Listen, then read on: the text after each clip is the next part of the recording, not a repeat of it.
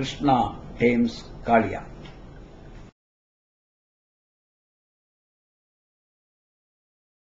It was a peaceful day in the woods. Cuckoo birds chirped cheerfully on the branches of the huge peepal trees. Butterflies chased each other merrily, and little crickets were jumping here and there. "We are coming," hissed an evil voice, destroying the playful silence. Many-hooded Kaliya and his brood slowly emerged from their hiding place. They were venomous beings who poisoned the very ground they slithered on. Even now the grass under them turned black, and the trees they passed lost their color. Kaliya surveyed the landscape before him. What a great place to start a family, he thought. "Halt!" he ordered his brood. "This is our new home." "Oh, no!" exclaimed the wind dismally. "I can't breathe," lamented a shocked peepal tree. Even the cuckoo birds on the tree branches just reeled over and died as the air around the area turned toxic. And so the eastern part of the Yamuna river, next to the village of Vrindavan, began to slowly die. The morning sun shone over Vrindavan, and somebody screamed in village chief Nanda's home. It was Yashoda, his wife. She sat on the bed, her body shaking in fear. "What happened, Yashoda?" Nanda asked in worry.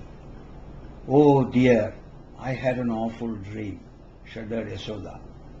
"A giant snake had coiled his enormous body around our little Krishna." "It's just a dream, Yashoda." Nanda tried to calm his wife, but she was not pacified. "I need to see if my son is all right. Krishna, where are you?" she called out. Soon she heard the pitter-patter of a child's footsteps outside her room.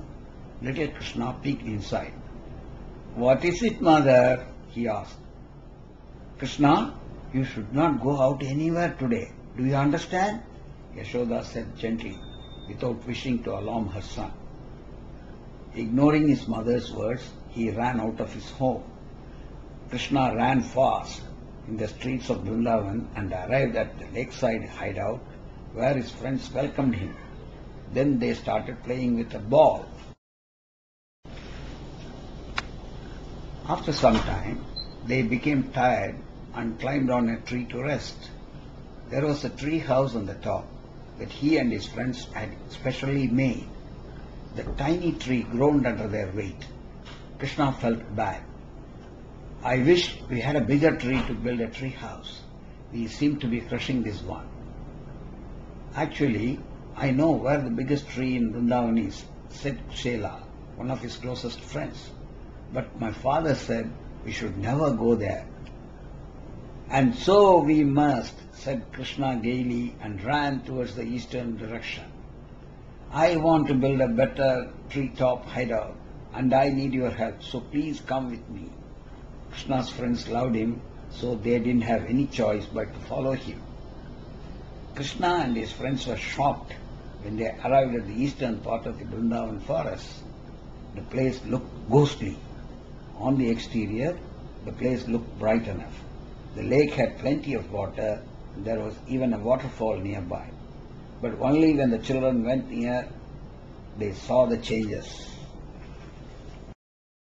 The water had a bluish color. The grass around the lake was not green but black. There was a huge tree overlooking the lake, but it was on the verge of dying.